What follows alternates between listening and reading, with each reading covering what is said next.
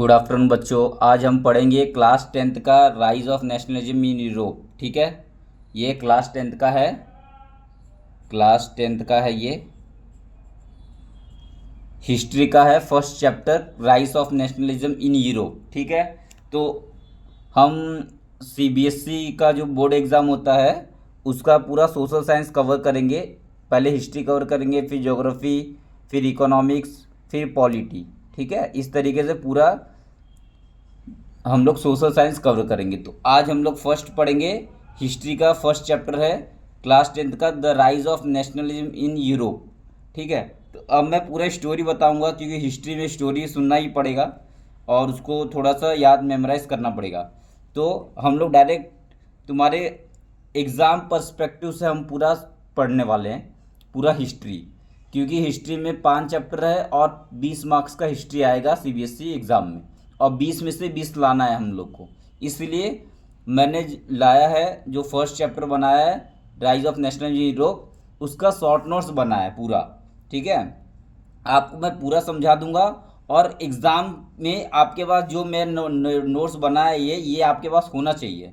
ठीक है, इसीलिए मैंने अपना पूरा जो पीडीएफ है, जो भी मैं आपको अभी पढ़ाऊंगा उसका पीडीएफ मैंने अपना टेलीग्राम लिंक पे शेयर कर दिया है। तो आप मेरे टेलीग्राम चैनल पे जाके जुड़ जाओ और ये पीडीएफ डाउनलोड करके अपने पास रख लो।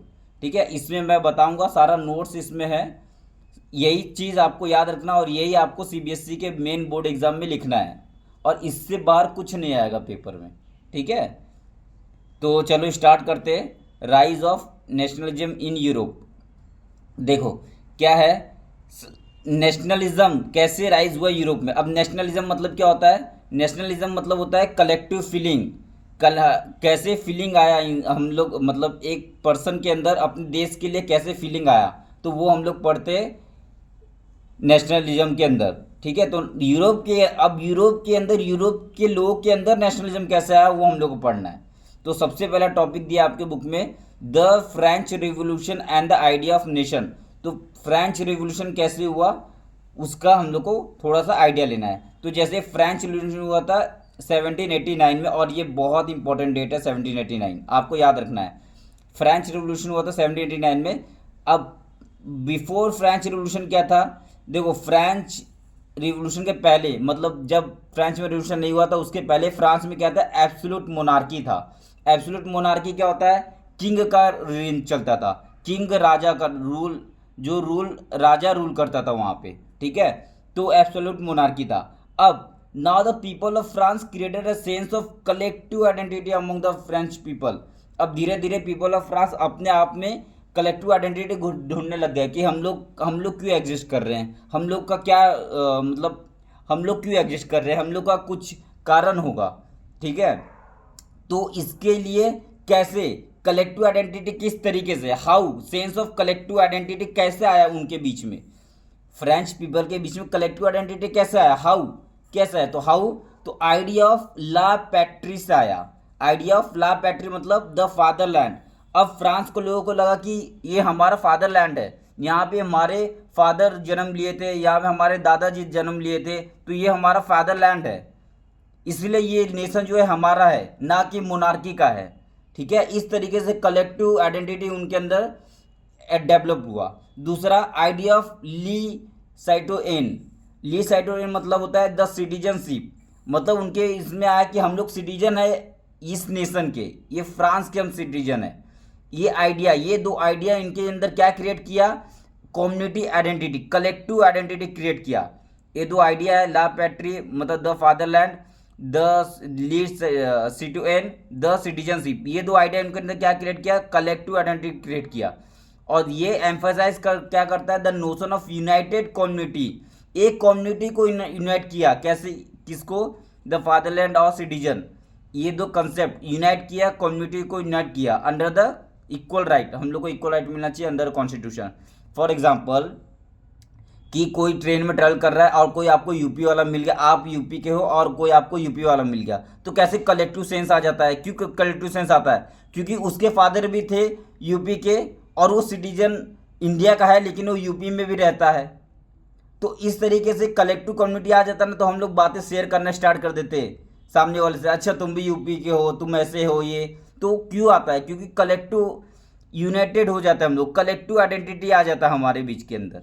ठीक है, तो इस तरीके से फ्रांस में भी आया दो कंसेप्ट, फादरलैंड ला पैट्री से और सिटीजन ली सिटीजन से। ठीक है, अब देखो, अब इसके बाद क्या हुआ, अब फ्रांस में हुआ रिवोल्यूशन। ठीक है, फ्रांस में हुआ रिवोल्यूशन। अब फ्रांस में जब रिवोल्यूशन होगा तो फ्रांस में आफ्टर रिवोल्यूशन, अब फ्रांस में रिवोल्यूशन कब हुआ? 1789, एकदम याद रखना है, 1789 में फ्रांस में रिवोल्यूशन हुआ था।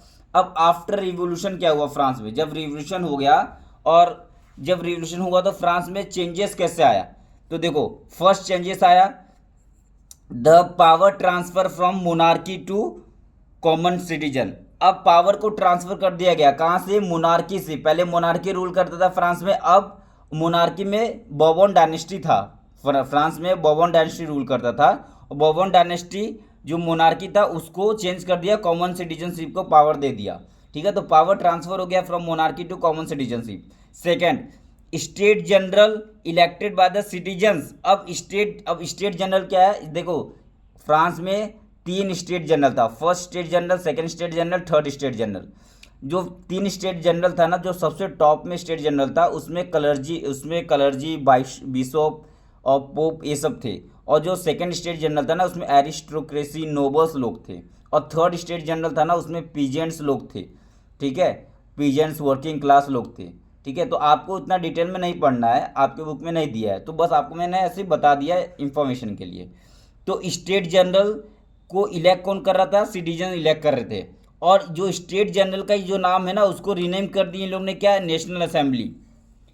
ठीक है, स्टेट जनरल का नाम इन लोग ने क्या उसको रीनेम कर दिया, नेशनल असेंबली। अब हम फ्रांस में होगा नेशनल असेंबली। ठीक है, उसके बाद फ्रांस वाले लोग क्या किए, एक नया नेशनल असेंबली को कंपोज किए और ओथ टेकन किए, एक अपना नया एंथम, नेशनल एंथम को कंपोज किए। फ्रांस में एक नया नेशनल एंथम आना चाहिए। उसके बाद सेंट्रलाइजेशन एडमिनिस्ट्रेशन लाए, सेंट्रलाइजेशन एडमिनिस्ट्रेशन सिस्टम लाए फ्रांस में। जैसा आज इंडिया में सेंट्रलाइजेशन एडमिनिस्ट्रेशन सिस्टम, वैसे सेंट्रलाइजेशन एडमिनिस्ट्रेशन सिस्टम लाए। And formulated the uniform law for citizen, और एक यूनिफॉर्म लॉ लाए सिटीजन के लिए, ताकि सिटीजन को अच्छे एक यूनिफॉर्म लॉ मिलेगा। ठीक है, उस तरीके से। और फिर लास्ट, इंटरनल कस्टम ड्यूटीज जो था उसको एबोलिश कर दिए। इंटरनल कस्टम ड्यूटी मतलब जो भी ड्यूटी लगता था, जैसे कि गुड्स को ट्रांसफर कर रहे एक जगह से दूसरी जगह, तो कोई भी कस्टम ड्यूटीज लग रहा है, जैसे टैक्स लग रहा है, तो इस सारा टैक्स को इन लोग ने एबोलिश कर दिया। ठीक है, कौन? ये नेशनल असेंबली वाले। ठीक है, ये नेशनल असेंबली वाले ने सब एबोलिश कर दिया। ठीक है, तो ये 5 पॉइंट है। आफ्टर रिवोल्यूशन फ्रांस में क्या क्या चेंजेस आया, आफ्टर रिवोल्यूशन चेंजेस क्या क्या आया, ये 5 पॉइंट आपको याद रखना है।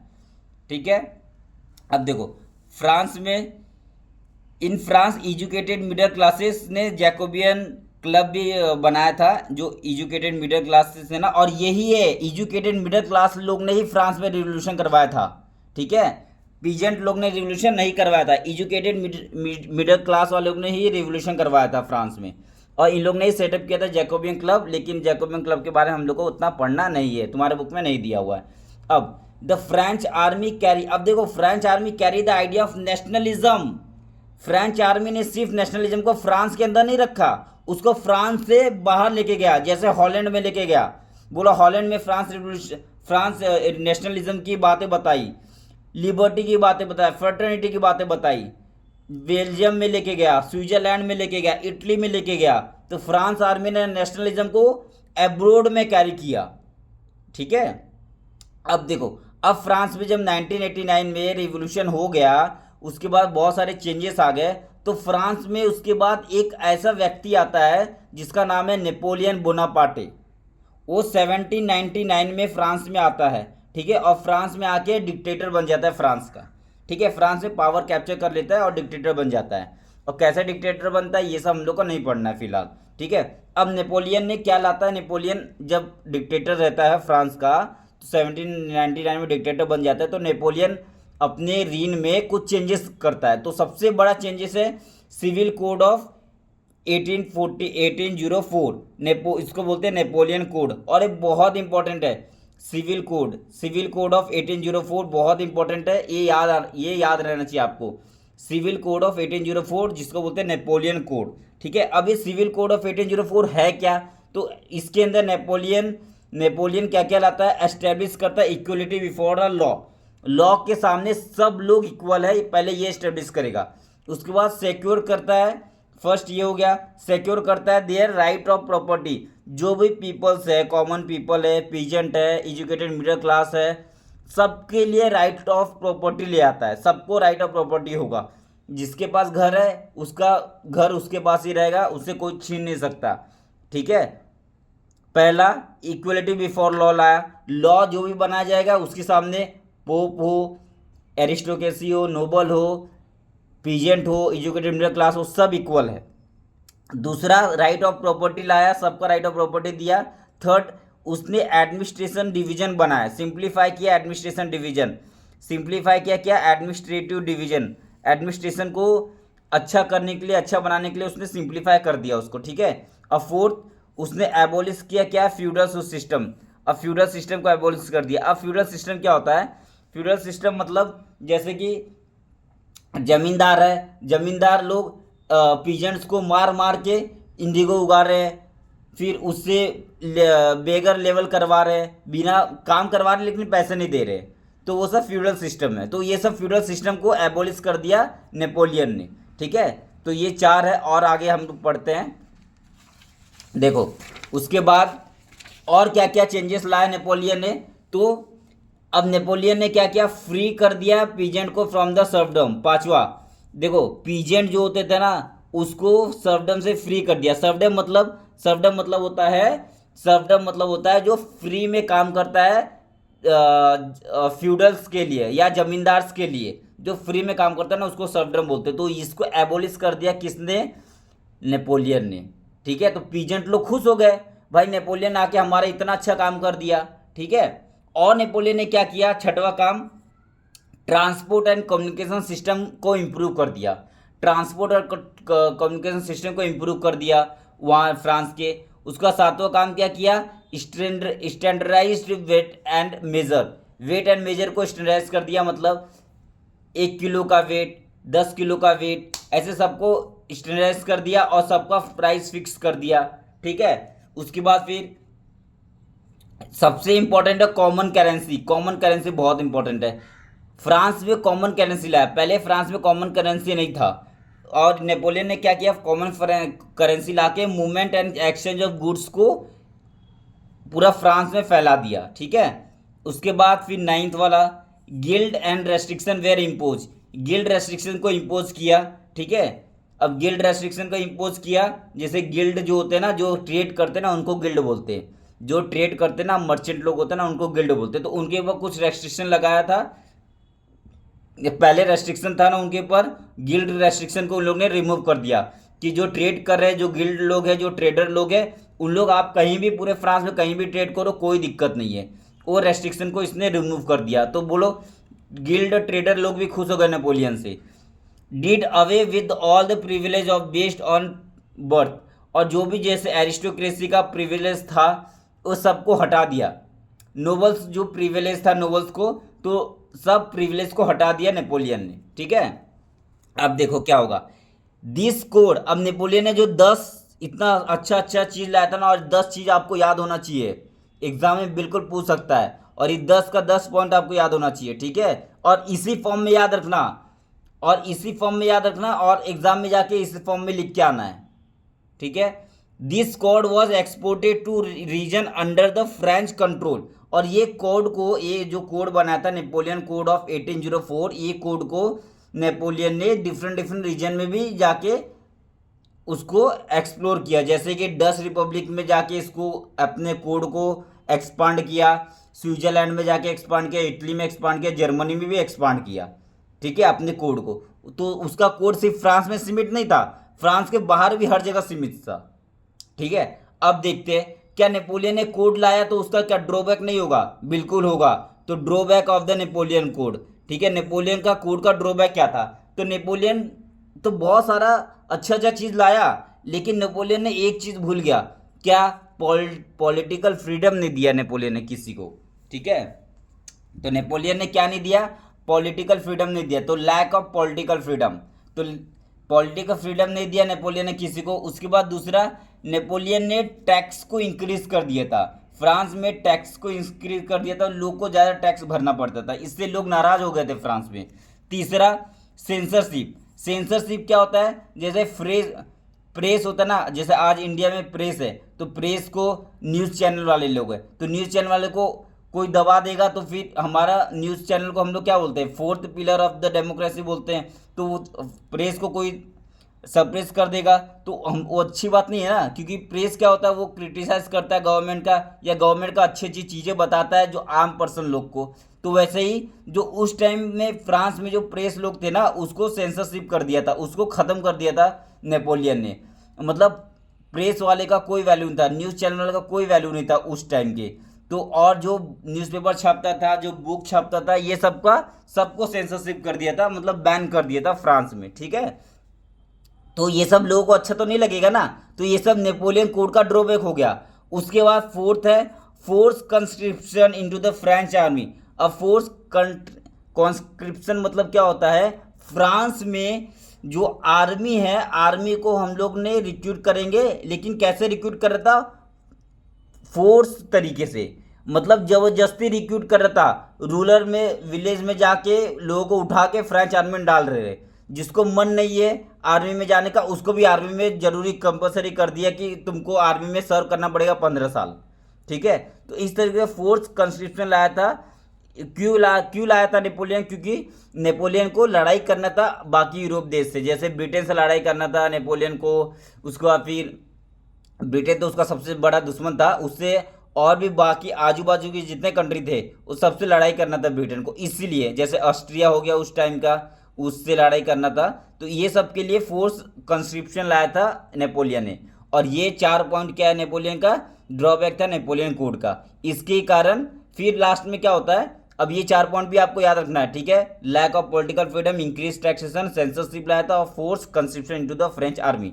अब उसके बाद क्या होता है, नेपोलियन के बीच में लड़ाई होता है, बैटल ऑफ लैपिज इन 1813, और इसमें नेपोलियन को हरा दिया जाता है। उसका फिर बैटल ऑफ वाटरलू होता है 18, यहाँ पे लिख देता हूँ मैं, बैटल ऑफ वाटरलू, ठीक है। Battle of Waterloo, battle of Waterloo होता है, बैटल ऑफ वाटरलू इन 1815, और 1815 में एक सेंट हेलेना आइलैंड होता है, Saint Helena island, Saint Helena island, Saint Helena island.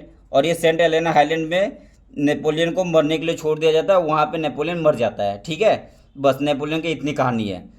Battle of लैपिज में नेपोलियन को हरा दिया जाता है, वापस नेपोलियन आता है, और बैटल ऑफ लू में वापस कौन हरा देता है, ब्रिटेन, ऑस्ट्रिया हंगरी, ये सब मिलके, ब्रिटेन, इटली, ये सब मिलके नेपोलियन को बैटल ऑफ वाटरलू में फिर उसको हरा देते हैं, और 1815 में उसको सेंट हेलेना आइलैंड में भेज देते हैं। और ये इतना इंपॉर्टेंट नहीं, आपके बुक में बस बैटल ऑफ लैपिस दिया है, बस ये इतना ही आपको याद रखना है, ठीक है।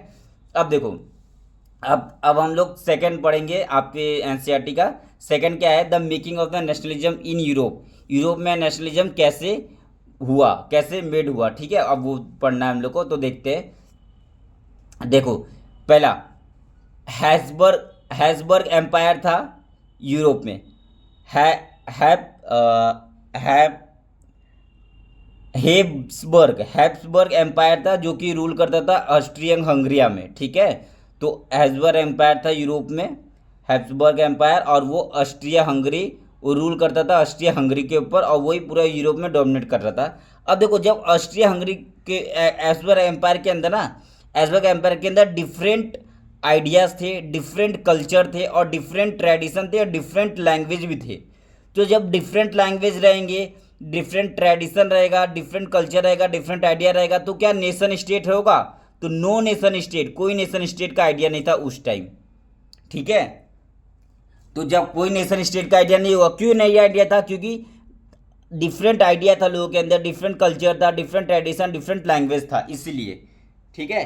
और नेशन के लिए क्या चाहिए, नेशन के लिए, नेशनलिज्म के लिए क्या चाहिए, सेम आइडिया चाहिए, एक particular language, one particular language चाहिए। इसलिए तो आज इंडिया में हिंदी स्टेट बन गया, सदर्न में साउथ स्टेट बन गया, वेस्टर्न में वेस्ट स्टेट बन गया जैसे महाराष्ट्र, और ईस्टर्न में ओडिया स्टेट बन गया, ये सब बन गया। क्यों, क्योंकि ये सब नेशनलिज्म पैदा किया ऑल ओवर इंडिया में, ठीक है।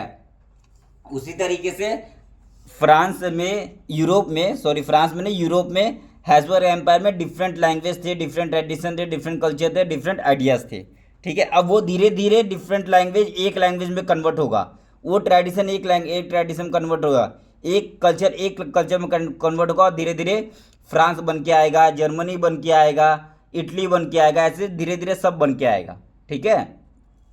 अब then how nation state emerge, कैसे नेशन स्टेट इमर्ज किया, ठीक है। तो देखते हैं हम लोग the 2.1 the aristocracy and the new middle classes, ठीक है। तो aristocracy and the new middle classes, तो एरिस्टोक्रेट लोग कौन थे, वेल्दी पीपल ऑफ सोसाइटी थे, और ओन करते थे स्टेट एंड टाउन हाउसेस में इन लोग रहते थे, ठीक है। और ये फ्रांस बोलते थे, they spoke the France language बोलते थे, और United by the common way of life, ठीक है। और सोशली एंड पॉलिटिकली पावरफुल लोग थे, और family connected by the marriage ties, और इनकी जो फैमिली होती थी एक दूसरे से लोग शादी करके अपना गुजारा करते थे, ठीक है। तो एरिस्टोक्रेट्स लोग थे, बहुत वेल्दी पीपल थे। और सेकंड पीजेंट लोग थे। अब पीजेंट लोग थे जो क्लास में, उन लोग poor section people of the society थे। उसके बाद did not have much land, इनके पास इतना ज़्यादा लैंड भी नहीं था, और तो कुछ लोग तो लैंडलेस थे, सम वेयर द लैंडलेस, ठीक है। तो दे वेर इन मेजोरिटी, और सबसे ज़्यादा मेजोरिटी पीजेंट लाइक का था सोसाइटी में, फ्रांस की सोसाइटी में, ठीक है, यूरोप में। और दे वेर नॉट पावरफुल, और ये पावरफुल भी नहीं थे यूरोप में, ठीक है। उसके बाद देखते हैं आफ्टर इंडस्ट्रियल रिवोल्यूशन, जब इंडस्ट्रियल रिवोल्यूशन हो गया, after industrial revolution the educated middle class emerge. अब जब इंडस्ट्रियल रिवोल्यूशन हुआ ना यूरोप में इंडस्ट्रियल रिवोल्यूशन हुआ था 1750 के बाद, ठीक है। तो 1750 के बाद एजुकेटेड मिडिल क्लास लोग इमर्ज हुए यूरोप में। उसके पहले यूरोप में कौन रहता था, एरिस्टोक्रेसी और पीजेंट। उसके बाद एजुकेटेड मिडिल क्लास लोग इमर्ज हुए, और they were neither very poor not very rich, ना तो ज़्यादा पुअर थे ना तो रिच थे।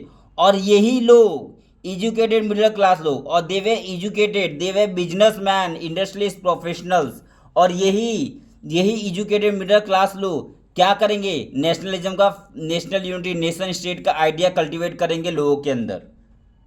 इन लोग ये लाएंगे सेम कल्चर, सेम ट्रेडिशन और सेम लैंग्वेज का आइडिया इन लोग कल्टीवेट करेंगे, किसके अंदर, यूरोप के पीपल्स के अंदर, ठीक है। इन लोग ही, कौन, एजुकेटेड मिडिल क्लास के लोग कल्टीवेट करेंगे same culture, same tradition, same language, ठीक है।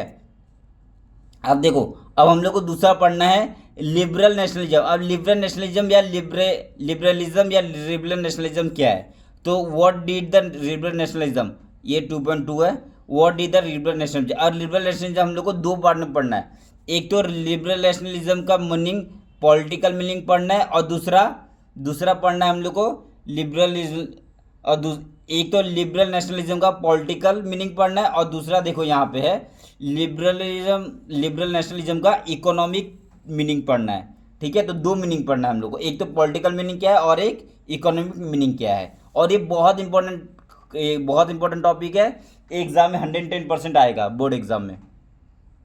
लिबरल नेशनलिज्म पॉलिटिकल टर्म में क्या है, तो देखो इसने, ये किसके टर्म में है, ये एजुकेटेड मिडिल क्लास जो है ना यूरोप में, उनका मत है, उनका सोचने का तरीका है ये, ठीक है। उन लोग इन लिबरल नेशनलिज्म लोग थे, तो उन लोग लिबरल नेशनलिज्म पॉलिटिकल के टर्म में क्या है, तो एंड ऑफ एरिस्टोक्रेसी रूल को एंड कर देना है, ये है लिबरल नेशनलिज्म का मीनिंग। दूसरा एंड ऑफ क्लरिकल प्रिविलेज, जो पोप है, क्लर्जी लोग हैं, उनको जो प्रिविलेज मिल रहा है ना, प्रिविलेज को ख़त्म कर दो, ठीक है ये। उसके बाद फिर constitution and the representative government होना चाहिए पार्लियामेंट से, कॉन्स्टिट्यूशन होना चाहिए यूरोप में या फ्रांस में या यूरोप में, एंड रिप्रेजेंटेटिव गवर्नमेंट होना चाहिए, हमारा यूरोप में कॉन्स्टिट्यूशन होना चाहिए और रिप्रेजेंटेटिव गवर्नमेंट होना चाहिए और पार्लियामेंट भी होना चाहिए।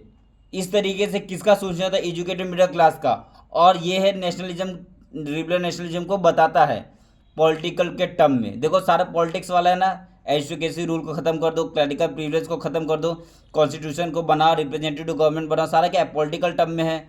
उसका फ्रीडम, इंडिविजुअल को फ्रीडम देना है, individual of freedom of individual. उसको फिर इक्वलिटी बिफोर लॉ होना चाहिए, देखो ये पॉलिटिक्स का रिलेटेड है, इक्वलिटी बिफोर लॉ। उसके बाद inviolability of private property, private property को इनवायलेट कर लो, मतलब प्राइवेट प्रॉपर्टी लोगों के अंदर नहीं होना चाहिए, ठीक है।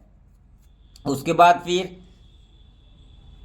क्यों क्यों ऐसा बोला इनवायबिलिटी प्रॉपर्टी, क्योंकि उस टाइम एरिस्टोक्रेट्स के पास बहुत बहुत लैंड होता था, इसलिए इन लोग ने ऐसा बोला था, ठीक है। अब लिबरल नेशनलिज्म का कुछ ड्रॉबैक तो होगा, तो drawback of the liberal nationalism political term, political term का ड्रॉबैक क्या है लिबरल नेशनलिज्म का, तो इन लोग ने ना right to vote exclusively to the property owned man, तो जो एजुकेटेड मिडिल क्लास लोग थे उन लोग बोले कि जो राइट टू वोट होना चाहिए ना वो प्रॉपर्टी ओन मैन, जिसके पास बहुत सारा प्रॉपर्टी है उसके पास ही राइट टू प्रॉपर्टी होगा, राइट टू वोट होगा, सॉरी राइट टू वोट होगा। और जिसके पास प्रॉपर्टी नहीं है, जो गरीब है, जो पीजेंट्स है, जो वुमेन है, उसको राइट नहीं दिया इन लोग ने, तो ये ड्रॉबैक था लिबरल नेशनलिज्म का इन पॉलिटिकल टर्म। देखो second, man without property and all women where excluded from the political right, उसको एक्सक्लूड कर दिया था प्रॉपर्टी राइट को। तो क्या ये सब लोग सपोर्ट करेंगे एजुकेटेड मिडिल क्लास को? नहीं करेंगे। जो मैन होगा जिसके पास प्रॉपर्टी नहीं है, गरीब है, और जो वुमेन है, वो सब सपोर्ट नहीं करेंगे ये लिबरल नेशनलिज्म को, तो बिल्कुल इन लोग ने सपोर्ट भी नहीं किया इन लोग को। So women and non property man organise opposition movement, इसलिए इन लोग ने अपोजिशन मूवमेंट को ऑर्गेनाइज किया था, और इन लोग ने डिमांड क्या किया? इक्वल पॉलिटिकल राइट को डिमांड किया। समझ गए? समझ गए? ठीक है, ठीक है। देखो, women and the property man organise opposition movement and demand equal political right.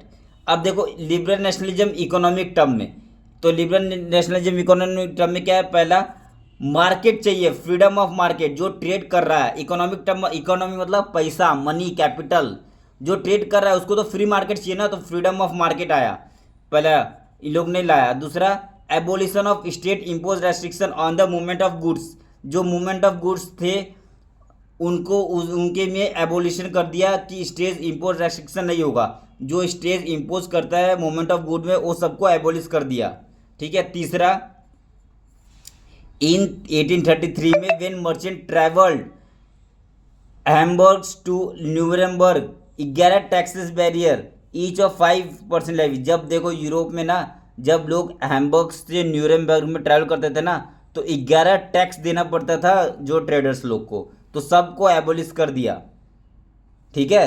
ये सबको बोला एबोलिश करना चाहिए ये सबको, तो 11 टैक्स बैरियर था, और हर एक टैक्स बैरियर के 5% लोग टैक्स लगाते थे, और 11 टैक्स बैरियर था। सोचो 55% टैक्स तो ऐसे देना पड़ जाता था ट्रेडर्स को, ठीक है। तो ये सबको एबोलिश करने का मांग किया किसने? लिबरल नेशनलिज्म का, लिबरल नेशनलिज्म का, ठीक है। तो ये इकोनॉमिक टर्म में लिबरल नेशनलिज्म है। अब आगे देखते हैं, फिर देखो, और यही लिबरल नेशनलिज्म लोग फिर 1834 में, यही लिबरल नेशनलिज्म लोग 1834 में कस्टम यूनियन बनाए, ठीक है। 1833 में उन लोगों ने देखो हम्बर्ग से न्यूरेमबर्ग जो भी जाते थे 11 टैक्स लगता था, और ईच टैक्स ऑफ 5% सबको एबोलिश कर दिया। उसके बाद इन लोग ने कस्टम यूनियन बनाया 1834 में, और कस्टम यूनियन बना, कस्टम यूनियन का नाम क्या था? Very very important, Zollverein, Zollverein, Zollverein. अब याद कैसे रखोगे? वोल्वरिन मूवी देखे होंगे तुमने, वोल्वरिन मूवी, उससे जॉल्वेरिन याद रखोगे, ठीक है, जॉल्वेरिन याद रखोगे उससे। तो 1834 में कस्टम यूनियन बनाया और उसका नाम था जॉल्वेरिन।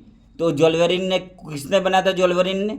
जॉल्वेरिन start by the Prussia, Prussia एक किंगडम था उस टाइम, ठीक है, उसने, और प्रशिया को बहुत सारा जर्मन स्टेट ने ज्वाइन किया था, ठीक है। इन लोग ने मिलकर जॉल्वरिन बनाया था। अब जॉल्वरिन का काम क्या था? देखो जॉल्वरिन का काम क्या था?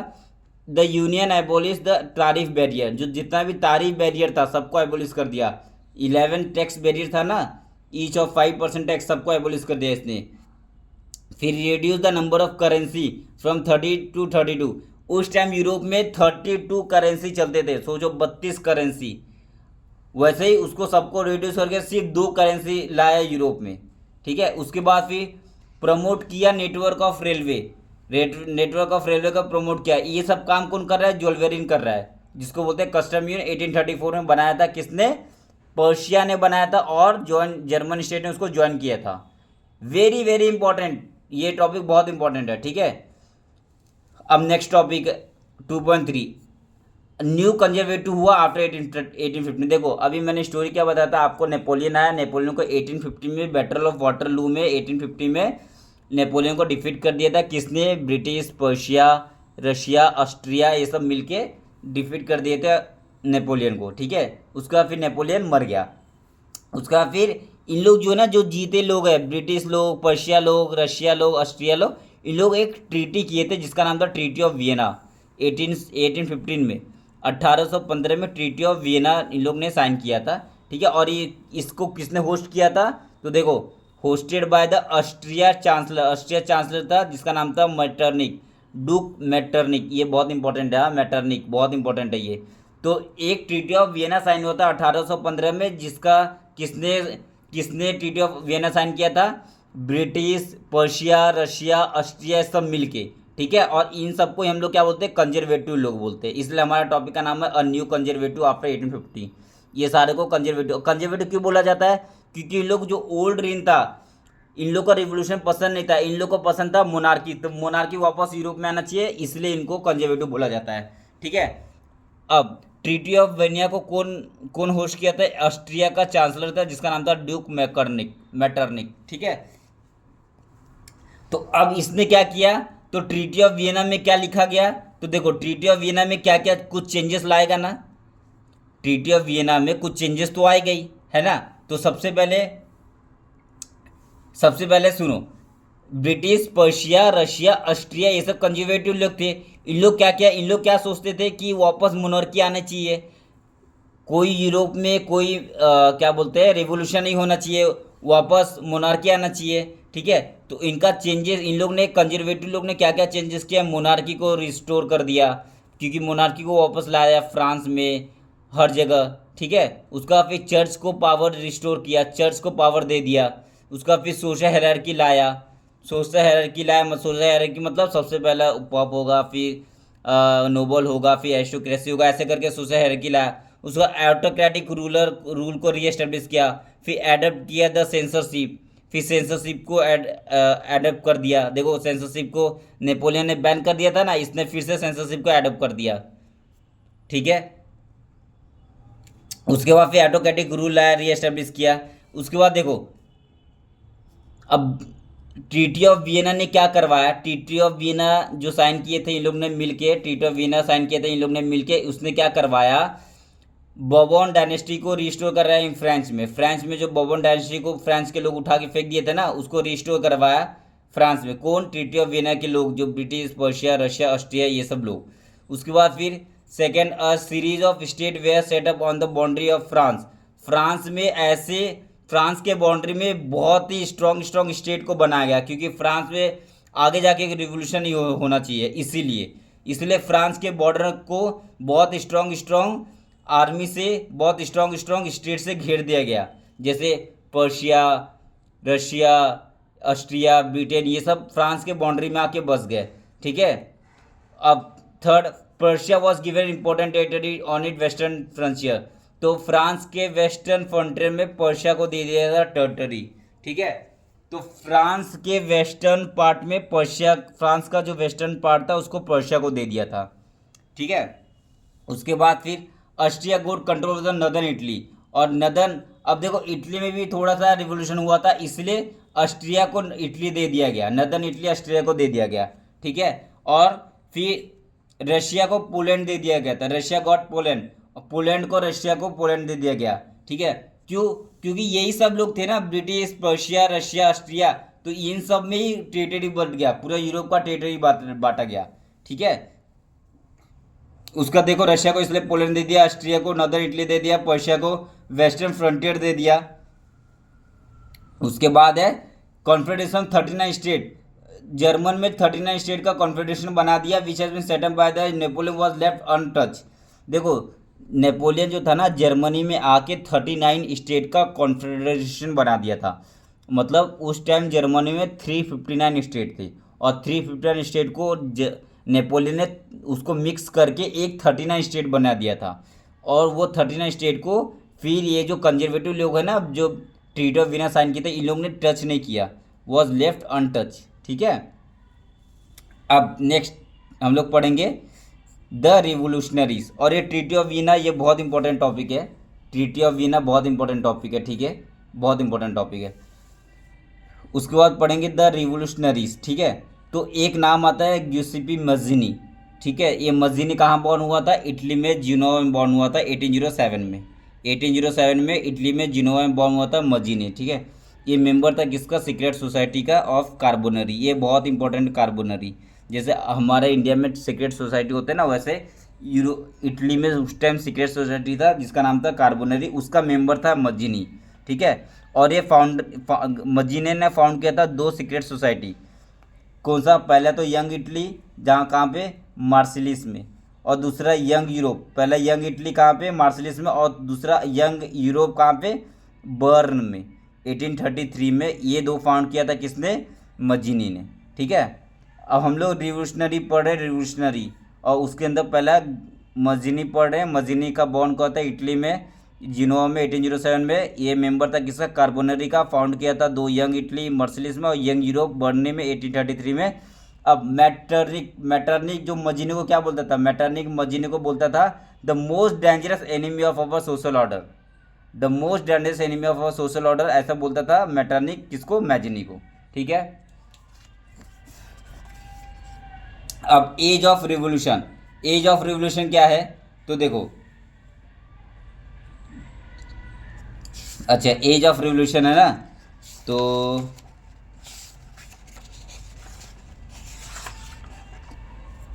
ठीक है। आओ देखो एज ऑफ रिवोल्यूशन। तो एज ऑफ रिवोल्यूशन 1830 टू 1848, ठीक है। अब एज ऑफ रिवोल्यूशन 1830 टू 1848। अब यूरोप में, पूरे यूरोप में ये ईयर को 1830 से 1848 के पीरियड को क्या बोलते हैं? Age of revolution. क्योंकि यहाँ पे बहुत सारा रिवोल्यूशन हुआ था यूरोप में, इसलिए इसको एज ऑफ रिवोल्यूशन बोलते हैं। कौन से ईयर को? ईयर 1830 से 1848 के बीच को, ठीक है। अब देखो जुलाई रिवोल्यूशन, एक तो होता है जुलाई रिवोल्यूशन, दो रिवोल्यूशन हम लोग को पढ़ना है, दो रिवोल्यूशन, एक जुलाई रिवोल्यूशन और एक ग्रीक रिवोल्यूशन, ठीक है। एक जुलाई रिवोल्यूशन, एक ग्रीक रिवोल्यूशन। पहले हम लोग पढ़ते हैं जुलाई रिवोल्यूशन। तो जुलाई रिवोल्यूशन, जुलाई रिवोल्यूशन में भी हम लोग को दो पढ़ना है, एक फ्रांस में हुआ था और दूसरा बेल्जियम में हुआ था, ठीक है। अब देखते हैं जुलाई रिवोल्यूशन का। पहला फ्रांस। तो फ्रांस में क्या होता? बबोंग king was overthrown after Vienna congress of 1815, ठीक है, बाय द लिबरल रिवोल्यूशनरीज।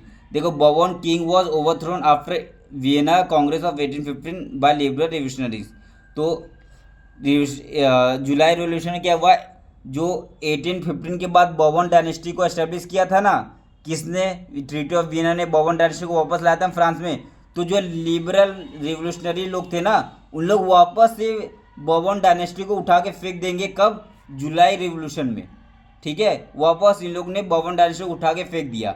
और जो लिबरल नेशनलिज्म थे, लिबरल रिवोल्यूशनरी लोग थे, उन लोग ने क्या एस्टेब्लिश किया? Establish the constitutional monarchy. Constitutional monarchy establish किया, ठीक है। और Louis Philippe was installed as a constitutional monarchy. और किसको रखा? लुइस फिलिप को कॉन्स्टिट्यूशनल मोनार्की में रखा। उसको कॉन्स्टिट्यूशनल मोनार्की किसको रखा? लुइस फिलिप को रखा कॉन्स्टिट्यूशनल मोनार्की में, ठीक है। बेल्जियम में क्या हुआ? Earlier under the rule of UK. ये देखो, बेल्जियम ना पहले यूके इसको अंडर रूल करता था बेल्जियम को। तो Belgium broke away from the UK of Netherland. तो बेल्जियम यूके से फिर टूट के बाहर निकल गया। किसको? कौन से रिवोल्यूशन में? जुलाई रिवोल्यूशन में, ठीक है। अब दूसरा हम लोग को पढ़ना है ग्रीक रिवोल्यूशन। तो पहले ग्रीक जो था ना, ग्रीक किसका पार्ट था? ओटोमन एम्पायर का पार्ट था। ग्रीक पहले ओटोमन एम्पायर का पार्ट था। फिर 1821 में Greek started struggle for the independence from the Ottoman rule. तो 1821 में ग्रीक ने अपना इंडिपेंडेंस स्ट्रगल स्टार्ट कर दिया कि मेरे को ओटोमन एम्पायर से मेरे को इंडिपेंडेंस चाहिए। और इसने वेस्ट यूरोपियन कंट्री ने इसका हेल्प किया। और 1832 में, बहुत इंपॉर्टेंट है, बहुत इंपॉर्टेंट, 1832 में ट्रीटी ऑफ कॉन्स्टेंटिनोपल साइन हुआ और ग्रीक को इंडिपेंडेंस नेशन डिक्लेयर कर दिया गया, ठीक है। उसके बाद है 3.1। 3.1 क्या है? The romantic imagination the national feeling. तो देखो, रोमांटिक इमेजिनेशन नेशनल फीलिंग, इसमें रोमांटिसिज्म क्या होता है? A culture movement to develop a particular form of national sentiment. हमारे नेशनल सेंटिमेंट डेवलप करना हमारे नेशन में। तो इस जो इन लोगों को हम लोग बोलते हैं रोमांटिसिज्म, ठीक है, culture movement to develop a particular form of national sentiment. अब डेवलपमेंट ऑफ नेशनलिज्म कैसे होगा? Not only from war and territory expansion. क्या डेवलपमेंट ऑफ नेशनलिज्म, क्या नेशनलिज्म का डेवलपमेंट सिर्फ वॉर से होता है और टेरिटरी एक्सपांसन से होता है? नहीं, development of nationalism but also from art से होता है, पोइट्री से होता है, स्टोरी से होता है, म्यूजिक से होता है, ठीक है। ये इसीलिए एक जोहन गॉटफ्रीड थे, उन्होंने बोला था the real culture was the culture of the common people. कितना इंपॉर्टेंट है, द रियल कल्चर, जो रियल कल्चर है वो culture of the common people है, जिसको बोलते हैं डार्क volk. The culture is the true spirit of the nation, volksgeist. The culture is the true spirit of nation. ये दो स्टेटमेंट आपके बुक में दिया, बहुत इंपॉर्टेंट है। जोहन गॉटफ्रीड ने क्या बोला कि द रियल कल्चर, जो रियल कल्चर है वो culture of the common people होता है, डास फॉल्क, उसको डास फॉल्क बोलते हैं यूरोप भाषा में। The culture is the true spirit of the nation, जिसको वॉल्कगाइस्ट बोलते हैं यूरोप भाषा में। Culture is the true spirit of the nation, ठीक है। उसके बाद फिर पोलैंड में क्या हुआ, उसके बाद हम लोग को पोलैंड में पढ़ना है। पोलैंड में Russia impose Russian language on Poland, so revolt took place. देखो पोलैंड में रशिया ने ना अपना रशियन लैंग्वेज को इम्पोज कर दिया था, तो इन लोग ना रिवोल्ट कर दिए। तो language to played important role in nationalism sentiment, इसलिए लैंग्वेज भी इंपॉर्टेंट रोल प्ले करता है नेशनल सेंटिमेंट के लिए, ठीक है। अब देखो, अब हम लोग को पढ़ना है hunger, hardship and popular revolt. एक मिनट रुक जाओ, ठीक है। देखो अब हम लोग को क्या पढ़ना है, hunger, hardship and popular revolt. Hunger, hardship and popular revolt. 1830 में क्या हुआ, greater economic hardship were experience Europe. 1830 में बहुत ही हार्डशिप आया था यूरोप में, और 1830 में राइज ऑफ पॉपुलेशन हुआ था, अनएम्प्लॉयमेंट। देखो राइज ऑफ पॉपुलेशन होगा तो अनएम्प्लॉयमेंट होगा, अनएम्प्लॉयमेंट होगा तो लोग विलेज से सिटी जाएंगे और स्लम एरिया बढ़ेगा, ठीक है। Smaller population, smaller producer in town were often ousted by the import of cheap goods were made from England, ठीक है। तो बहुत सारा हंगर, हार्डशिप और पॉपुलर रिवोल्ट होगा इस टाइम। देखो फिर राइज इन फूड प्राइस होगा। देखो फूड प्राइस का इंक्रीज बढ़ जाएगा ना, प्राइस बढ़ जाएगा, और bad harvest left country pure, और कंट्री पुअर हो गया, जिसके कारण जब ये सारा हुआ ना 1830 से ये सारा हो रहा था, तो 1848 में वापस एक रिवोल्यूशन होगा, जिसमें लुइस फिलिप, जो फ्रांस का कॉन्स्टिट्यूशन मोनार्की बन गया था, और वो फ्रांस छोड़ के भाग जाएगा, रन अवे। और नेशनल असेंबली प्रोक्लेमर रिपब्लिक, और फिर नेशनल असेंबली किसको बोलते हैं हम लोग, जो एजुकेटेड मिडिल क्लास लोग बनाए थे, उसने फिर अपने आप को क्या प्रोक्लेम कर दिया, रिपब्लिक प्रोक्लेम कर दिया फ्रांस में। तो फ्रांस कभी मोनार्की बनता है, फिर कभी रिपब्लिक बनता है, फिर कभी मोनार्की बनता है, फिर कभी रिपब्लिक बनता है, ठीक है। और फ्रांस में नेशनल असेंबली ने क्या बोला, voting right to all the male above 21 was granted, और सबको वोटिंग राइट दे दिया, जो भी 21 ईयर के अबव है सबको वोटिंग राइट दे दिया फ्रांस के नेशनल असेंबली ने। उसके बाद right to work was granted, right to work पूरा ग्रांट किया सब पीपल्स को, ठीक है। उसका थोड़ा सा एक और रिवोल्ट पढ़ना हम लोग को, 1845 में सिलेसिया रिवोल्ट हुआ था, ठीक है। इसमें क्या था, वीवर रिवोल्ट किए थे अगेंस्ट द कॉन्ट्रैक्टर, बस आपको इतना याद रखना है। सिलेसिया रिवोल्ट हुआ था, जो कि वीवर ने रिवोल्ट किया था अगेंस्ट द कॉन्ट्रैक्टर, ठीक है। अब 1848 में क्या हुआ, 1848 में the revolutionary of the liberals, the revolutionary was led by the educated middle class. कब से मैं बोल रहा रिवोल्यूशनरी कौन किया था, रिवोल्यूशन कौन किया था, एजुकेटेड मिडिल क्लास लोग किए थे, ठीक है। अब revolution was led by the revolutionary middle class, पहला नेशन स्टेट। और इन लोग क्या चाहते थे, जो रिवोल्यूशन किए थे, रिवोल्यूशन ऑफ द रिबलर क्लास लोग क्या चाहते थे, तो उन लोग चाहते थे कि नेशन स्टेट हो, पहला नेशन स्टेट हो। दूसरा क्या चाहते थे उन लोग, पार्लियामेंट्री प्रिंसिपल होना चाहिए। पार्लियामेंट्री प्रिंसिपल मतलब कॉन्स्टिट्यूशन होना चाहिए, फ्रीडम ऑफ प्रेस होना चाहिए, और फ्रीडम ऑफ एसोसिएशन होना चाहिए, ठीक है। फ्रीडम ऑफ एसोसिएशन मतलब फ्रीडम ऑफ, एक हम लोग कहीं जाके मीटिंग कर सकते हैं, एसोसिएट कर सकते हैं, ये सब होना चाहिए। तो ये सब किसका डिमांड था, ये सब एजुकेटेड मिडिल क्लास का डिमांड था, ठीक है। ये अब देखो, अब हम लोग को जर्मन रीजन में पढ़ना है। क्या जर्मन रीजन में क्या हो रहा था, तो मिडिल क्लास लोग क्या कर रहे थे, जर्मनी में मिडिल क्लास लोग, जर्मन रीजन में, उस टाइम जर्मनी नाम का कोई कंट्री नहीं था, ठीक है, तो उस टाइम के जर्मन रीजन में मिडिल क्लास पीपल लोग क्या करते, all German national assembly form किए थे। क्या फॉर्म किए थे? All German national assembly, all German national assembly form किए, जिसके अंदर 831 मेंबर थे, ठीक है।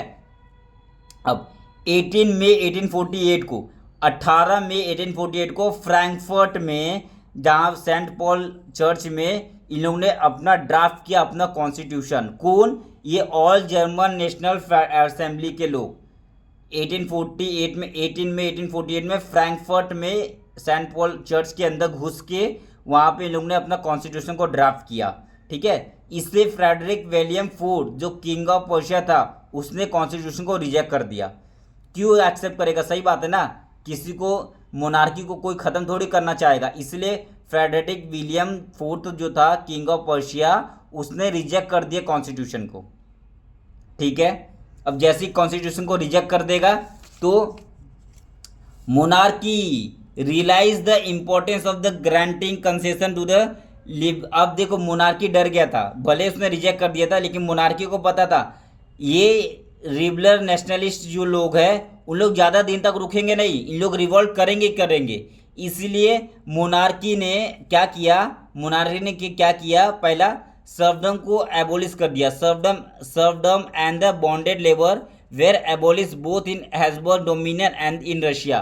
तो हैब्सबर्ग एम्पायर में और रशिया में एबोलिश कर दिया क्या? Serfdom and bonded labour. क्यों? क्योंकि एजुकेटेड मिडिल क्लास को इनको दिखाना था कि मोनार्की अच्छा काम कर रहा है तुम्हारे लिए, इसीलिए, क्योंकि मोनार्की को डर हो गया था कि लिबरल नेशनलिज्म लोग जो है उन लोग कभी ना कभी रिवॉल्ट कर देंगे और हमारा सत्ता खत्म हो जाएगा।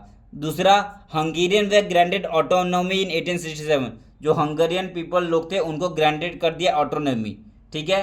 अब हम लोग लास्ट पढ़ेंगे the making of Germany and the Italy, ठीक है, making of Germany and the Italy.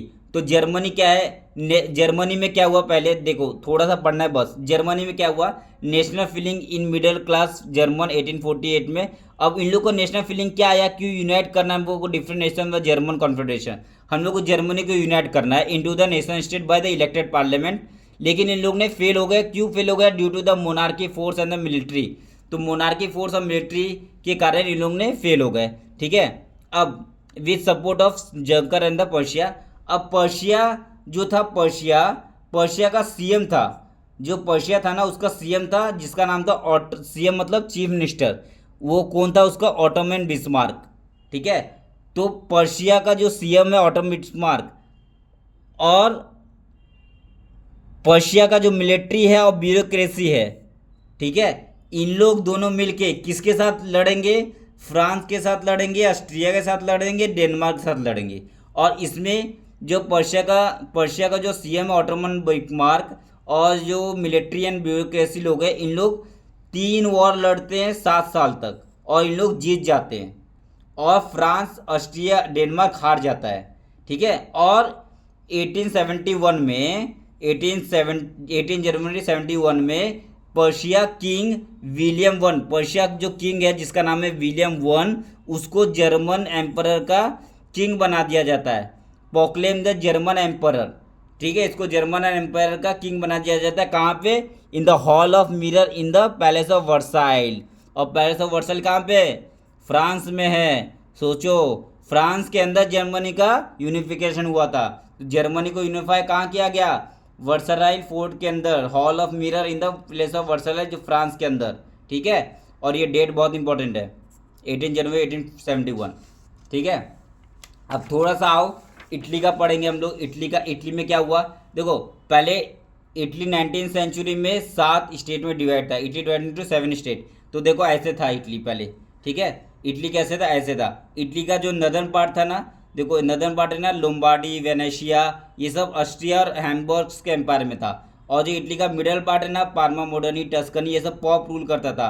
और इटली का जो सदर्न पार्ट है ना, ये देखो सदर्न पार्ट, वो कौन रूल करता था? Bourbon king of Spain rule करता था। उसका फिर इटली का ये वाला पार्ट है ना, नदर्न का ये वाला पार्ट और ये वाला पार्ट, ये दोनों में, ये पार्ट में और ये पार्ट में कौन रूल करता था? सार्डिना पिडमोंट रूल करता था, जो कि इटली का नेटिव रूलर था। और इसमें जो सार्डिना पिडमोंट सार्डिना पिडमोन में जो रूल करता था उसका किंग का क्या नाम था, विक्टर एम्यूनुअल टू। और ये विक्टर एम्यूनुअल टू बहुत इंपॉर्टेंट किंग है और यही यूनिफिकेशन करवाएगा इटली का, इटली को एकजुट करेगा, यूनाइटेड करेगा यही किंग विक्टर एम्यूनुअल टू। देखो कैसे करता है। अब इटली का यूनिफिकेशन कैसे होता है बहुत इंपॉर्टेंट है। 1830 में जो मजीनी था, याद है मजीनी ने यंग इटली बनाया था, याद होगा आपको, यंग इटली बनाया था। तो ये try to unify Italy but fail हो गया था, जैसे इसने यंग इटली बनाया था, ठीक है, लेकिन ये फेल हो गया था मजीनी। अब मजीनी फेल हो गया तो जो किंग था ना 1830 में इसने ट्राई किया था इटली को ये करने का, लेकिन फेल हो गया। अब 1850 आ गया। अब 1850 में क्या होता है, जो किंग था विक्टर एम्यूनुअल टू, उसने अपने सीएम को बुलाएगा, चीफ मिनिस्टर को, जो कौन था चांसलर को बुलाएगा। चांसलर कौन था, काउंट केवर था, ठीक है। तो काउंट केवर बहुत इंपॉर्टेंट है, इसको ब्रेन ऑफ द इटली बोलते हैं। इसको क्या बोलते हैं, ब्रेन ऑफ द इटली बोलते हैं काउंट केवर को। काउंट केवर को क्या बोलते हैं, ब्रेन ऑफ द इटली, ठीक है, ब्रेन ऑफ इटली बोलते हैं, ठीक है।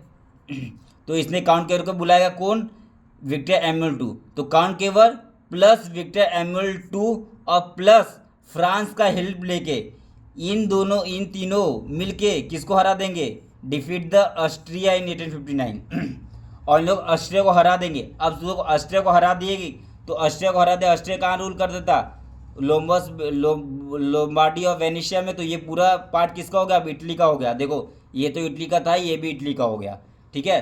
तो काउंट केवर प्लस गैरिबाल्डी, उसके बाद दूसरा काउंट केवर और गैरिबाल्डी, गिउसेपे गैरिबाल्डी 1860 में सदर्न इटली को जीत लिए, मतलब ये बourbon डायनेस्टी था ना, इसको जीत लिए। अब सोचो ये नदर्न इटली जीत लिया फ्रांस के हेल्प से, डिफीट करके ऑस्ट्रिया के 1859 में। सदर्न इटली जीत गया किसके हेल्प से, गैरिबाल्डी के हेल्प से सदर्न इटली जीत गया 1860 में। उसके बाद 1861 में विक्टर एम्यूनुअल टू को किंग ऑफ यूनाइटेड इटली को डिक्लेयर कर दिया गया। और जो पोप था ना, पोप ऑटोमेटिक सरेंडर कर देता है किसको, इटली को, ठीक है, डर जाता है इटली से और ऑटोमेटिक किंग विक्टर एम्यूनुअल टू को सरेंडर कर देता है ये, ठीक है। अब हम लोग को थोड़ा पढ़ना है ब्रिटेन का क्या था, वो इस तरीके से इटली यूनाइट हो गया। अब हम लोग को पढ़ना है थर्ड केस कि stand case of Britain. Britain के केस में क्या है, देखो पहले ना ब्रिटेन 1868 में Britain England parliament seize the power from the monarchy से पावर ले लिया था। जैसे इंग्लैंड ऐसा था, स्कॉटलैंड था यहाँ पे इंग्लैंड था और यहाँ पे वेल्स था और यहाँ पे आयरिश के लोग थे। आयरलैंड में आयरिश लोग बोलते थे, लैंग्वेज आयरिश था। स्कॉटलैंड में स्कॉट लैंग्वेज बोलते थे, इंग्लैंड में इंग्लिश लैंग्वेज बोलते थे और वेल्स में वेल्स लैंग्वेज बोलते थे। तो ये सबको इंग्लिश यूनाइट करेगा 1707 में। 1707 में United kingdom of great Britain form by the act of union between the England and Scotland. England और स्कॉटलैंड इन दोनों के बीच में क्या साइन हुआ, एक्ट ऑफ यूनियन साइन हुआ। एक्ट ऑफ यूनियन साइन हुआ कब साइन हुआ, 1707 में एक्ट ऑफ यूनियन साइन हुआ। और इंग्लैंड प्लस स्कॉटलैंड को क्या बोल दिया गया, United kingdom of great Britain. और इन दोनों को मिला के क्या बोल दिया गया, United kingdom of great Britain, ठीक है। उसके बाद फिर आयरलैंड में आयरलैंड क्या हुआ, देखो आयरलैंड को ना ब्रिटेन लोग ने, इंग्लिश लोग ने, इंग्लैंड लोग फोर्सफुल ले लिया था आयरलैंड को, ठीक है। तो आयरलैंड में दो लोग थे, कैथोलिक्स लोग थे और प्रोटेस्टेंट लोग थे।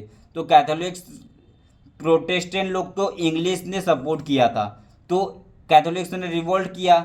और उसमें कौन रिवोल्ट किया था, वोल्फे टोन ने रिवोल्ट किया था, ठीक है, कि इंग्लिश के अगेंस्ट द इंग्लिश। लेकिन 1801 में Ireland was forcefully taken by the British, और ब्रिटिश ने फोर्सफुली ले लिया किसको, आयरलैंड को, और पूरा मिलके क्या बना दिया, ब्रिटिश नेशन। पूरा मिलके बना गया, पूरा मिलके क्या बना, ये पूरा मिलके क्या बना, ब्रिटिश नेशन। और ब्रिटिश नेशन का खुद का एक ब्रिटिश फ्लैग हो गया जिसको यूनियन जैक बोलते हैं, और खुद का नेशनल एंथम हो गया जिसका नाम था God save our Nobel king. और थर्ड, इंग्लिश लैंग्वेज को इम्पोज कर दिए पूरे ब्रिटेन में। इस तरीके से ब्रिटेन यूनाइट हो गया, ठीक है। अब आपको पढ़ना है, बस अब आपको थोड़ा सा है, इसको ख़त्म ही कर देते हैं अब आज हम लोग।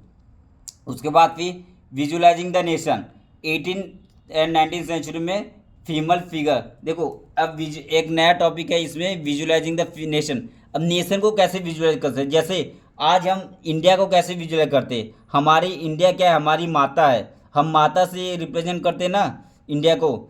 तो उस तरीके से उस टाइम 18 से 19 सेंचुरी में फ्रांस में, जर्मन में भी विजुलाइजिंग फिगर, फीमेल फिगर को विजुलाइज किया गया। जैसे इंडिया में हम बोलते हैं ना, इंडिया हमारी माता है, इंडिया हम इंडिया को हम पूजा करते हैं, हमारी माता है इसलिए हम पूजा करते हैं, धरती माता है। तो वैसे वहाँ में भी फ्रांस में क्या बनाया गया, मैरियनी बनाया गया। मैरियनी फ्रेंच फिगर है, और जो फीमेल फिगर बनाया गया उसको क्या बोलते थे हम लोग, एलिगोरीज बोलते थे। ठीक है। और फ्रेंच में जो फीमेल फिगर बनाया गया उसका नाम क्या था, जर्मेनिया। फ्रांस में जो फिगर बनाया गया उसका नाम क्या था, मैरियनी। ठीक है। तो अब देखो meaning of symbol. Meaning of symbol मतलब क्या एट्रीब्यूट है और उसका सिग्निफिकेंस क्या है। ठीक है। क्या एट्रीब्यूट है, उसका सिग्निफिकेंस क्या है। देखो इसको इस तरीके से समझो। ठीक है। देखो ऐसे, देखो ऐसे समझो इसको, ऐसे देखो। ब्रोकन चेन का मतलब क्या होता है, बीइंग फ्रीड। ब्रोकन चेन बनाया गया, इसका मतलब क्या होता है, बीइंग फ्रीड। ठीक है। मतलब ये सब तरीका है अपने नेशन को विजुलाइज करने का। जैसे ब्रिस्ट प्लेट विथ ईगल, तो ये सिंबल किसका था, जर्मन एम्पायर का। ब्रिस्ट प्लेट विथ ईगल ये सिंबल था जर्मन एम्पायर का। ठीक है। स्ट्रेंथ बताता जर्मन एम्पायर का।